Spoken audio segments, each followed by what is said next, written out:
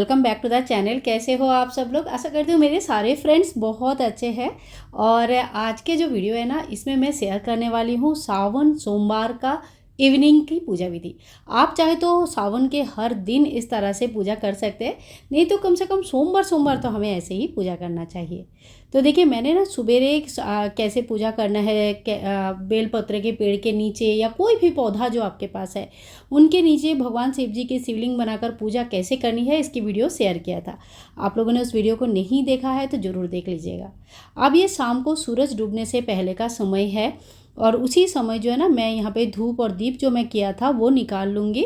और जो बेलपत्री है, अगर आपके पास बहुत सारे बेलपत्र है तो आप इनको विसर्जन कर सकते हैं, लेकिन अगर आपके पास बेलपत्र ज़्यादा नहीं होते हैं तो फिर आप इनको धोकर दोबारा पूजा में यूज़ कर सकते हैं। चंदन वगैरह अच्छे से धो लीजिएगा अच्छे से, और फिर दोबारा पूजा में इनको यूज़ कीजिएगा। और जो फूल है इनका दोबारा यूज़ नहीं होता है तो आप इनको खाद बना सकते हैं।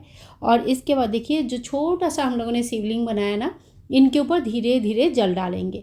ओम नमः शिवाय, ओम नमः शिवाय, ओम नमः शिवाय ऐसे, और मन ही मन बोलेंगे, हे भगवान शिव जी, आपकी पार्थिव शिवलिंग बनाकर हमने पूजन किया है, हमें अपनी पूजा का पूर्ण फल प्रदान कीजिएगा। और अब जो है मैं आपके विसर्जन कर रही हूँ या कर रही हूँ, तो आप अपने स्वस्थान में वापस जाइए।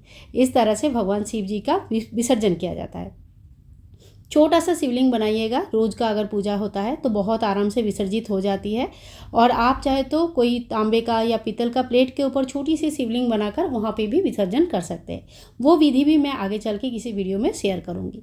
अब देखिए, इसमें धीरे धीरे पत्तों के ऊपर से पानी गिरता रहता है और शिवलिंग धीरे धीरे एकदम मिट्टी में ही विलीन हो जाते हैं।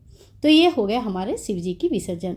इसके बाद थोड़ी सी और शाम हो जाता है और लगभग जब सूरज डूबने वाले होते हैं उसी टाइम पे हमें दियाबत्ती करनी होती है। तो अपने मंदिर में हमें दियाबत्ती सबसे पहले करना है। मंदिर में दियाबत्ती करने का आपका जो भी नियम है, आप उसी नियम से दियाबत्ती कर सकते हैं। अगर अपने पूरे सावन के महीने में भगवान शिव जी माता पार्वती के नाम पे एक दीपक प्रज्वलित करने का अगर आपने संकल्प लिया हुआ है तो आप शाम को वो दीपक प्रतिदिन जरूर प्रज्वलित कीजिएगा। बहुत लोग इस समय चतुर्मास के लिए भगवान नारायण के सामने एक दीपक प्रज्वलित करते हैं। तो जो भी आपका नियम है आप उस हिसाब से दीपक प्रज्वलित कीजिएगा। मैं यहाँ पे तुलसी और अपने मंदिर का दीपक का तैयार कर रही हूँ।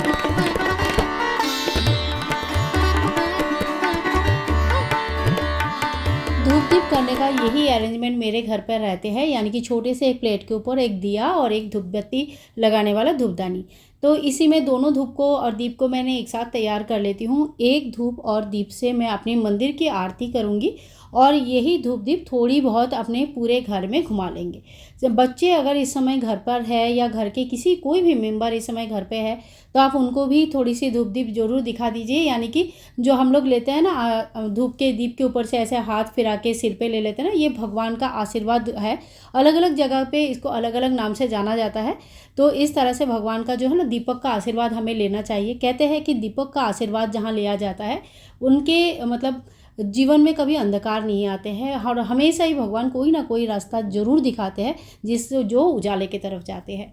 तो धूप और दीप का जो नियम है ना, ये बहुत ही अच्छा है। अगर आप बहुत ज़्यादा पूजा पाठ नहीं भी कर सकते हैं, बहुत लोगों का जीवन शैली ऐसे होते हैं जिसमें समय ज़्यादा नहीं मिल पाता है, लेकिन अगर कोशिश कीजिएगा मंदिर में धूप दीप शंख ध्वनि घंटा ध्वनि सुबह और शाम दोनों टाइम जरूर होनी चाहिए।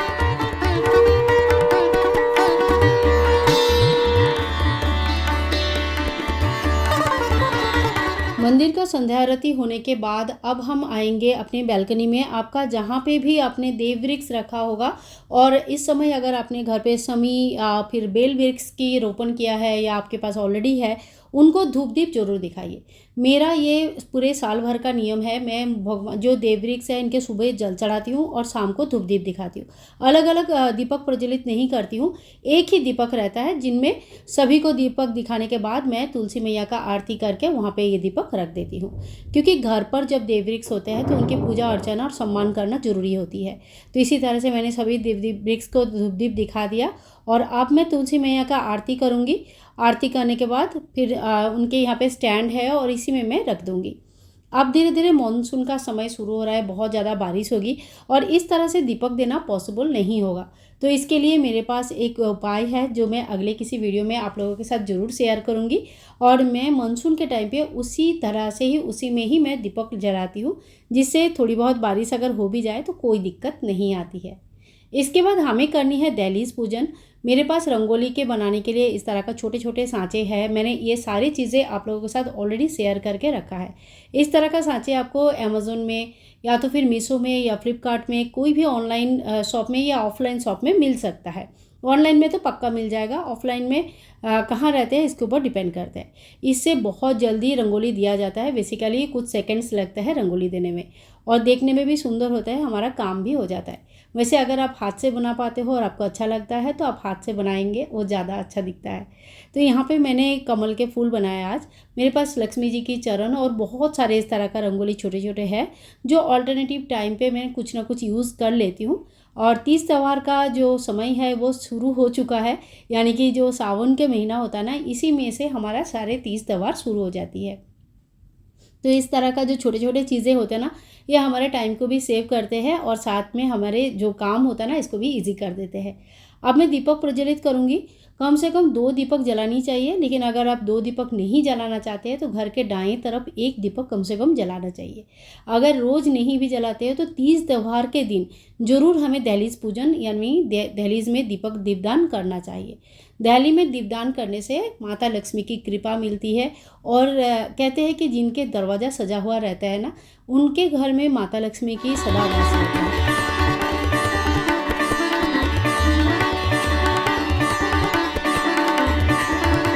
इसके बाद देखिए क्वेश्चन आता है कि पाठ हम लोग कब करें। अगर हमें सुबह टाइम नहीं मिलता है, ऑफिस जाते हैं, बच्चे छोटे हैं, स्कूल जाते हैं, हस्बैंड का ऑफिस रहता है और हाउसवाइफ का पता नहीं कितने सारे काम होता है और ये चीज़ को हम इग्नोर भी नहीं कर सकते। ऐसे में अगर पाठ करना चाहते हैं तो आप अपने शाम के कोई समय को निर्धारित कर सकते हैं, जैसे 3 से 4 या 4 से 5 या 5 से 6 या 6 से 7, जितने बजे भी आप फ्री रहते हो या आपको लगता है बच्चे इस समय ट्यूशन चले जाते हैं या आपका खाना पीना हो जाता है बनाना, तो आप जो भी टाइम पे फ्री रहते हो अपने आप को थोड़ा सा शुद्ध कर लीजिएगा, कपड़े वगैरह चेंज करके हाथ पैर धो लीजिए। अगर नहा सकते हैं तो सबसे बेस्ट होता है। बहुत लोगों के लिए पॉसिबल नहीं होता है, इसीलिए सारी चीज़ें अगर नियम इतना कठिन हो जाएगा ना, तो धीरे धीरे क्या होता है कि नियम कठिन है इसलिए नियम मानते ही नहीं ये लोग। ये भी एक बात होता है। तो सबसे पहले यही बोलूँगी कि अपने आप को, अपने वस्त्र, अपने बॉडी, अपने मन, ये सारी चीज़ों को शुद्ध कर लीजिए और फिर आप पाठ कर सकते हैं। एक निर्धारित समय में डेली पाठ करना बहुत ही ज़्यादा फलदायी होता है। ये श्रावण की समय है तो आप चाहे तो शिव महापुराण पढ़ सकते हैं। शिव महापुराण पढ़ने का बहुत ज़्यादा नियम रहते हैं।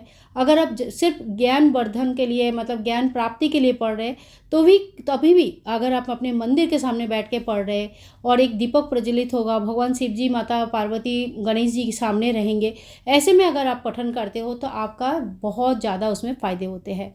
हो सकता है कि पहली बार पढ़ के हमें इतना पता नहीं चल रहा है, समझ में भी कम आता है, लेकिन हाँ, अगर यही चीज़ आप बार बार पढ़ोगे, धीरे धीरे चीज़ें बहुत इजी होगा, समझने में भी इजी होगा।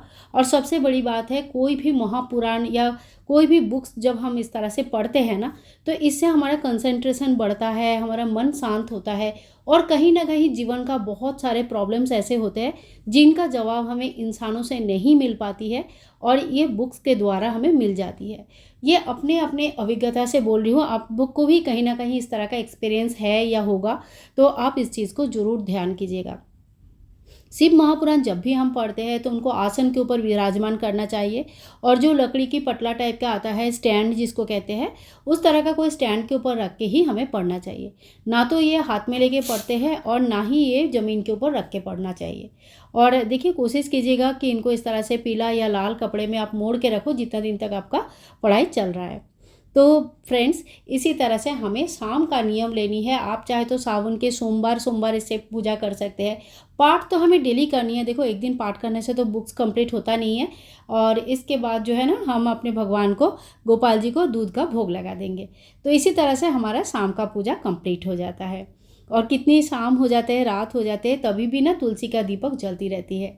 बहुत प्यारा लगता है। इस समय कैमरे में सच में ये चीज़ें दिखाना पॉसिबल नहीं होता है, क्योंकि उस तरह का लुक मैंने कैमरा में कैद नहीं कर पाती हूँ, सच बता रही हूँ। लेकिन ओवरऑल जब हम खाली आंखों से देखते हैं ना तो बहुत अच्छा लगता है। सो फ्रेंड्स, आज के लिए इतना ही। मिलूंगी नेक्स्ट वीडियो में। तब तक के लिए सभी भाई बंधुओं को हरे कृष्णा, राधे राधे। श्रावण महीने की बहुत बहुत शुभकामनाएं। ओम नमः शिवाय। राधे राधे।